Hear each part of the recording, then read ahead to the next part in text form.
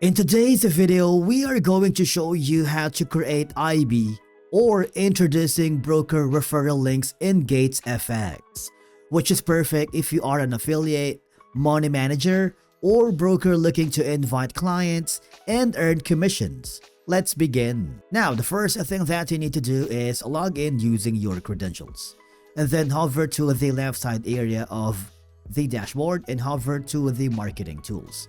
Here you have two options. You can click the banners, and of course we are going to click the links.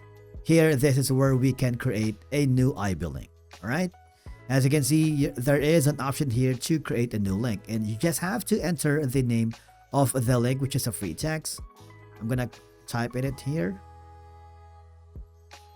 Okay, and click the continue button. It's super simple, and you need to select the landing page. Alright, for example, this one, it's gonna be on the home page, and click the continue button.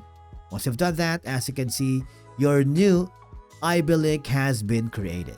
And basically, that's it for today's video. If you found it helpful, do not forget to hit the like button, subscribe, and we will see you again in the next video.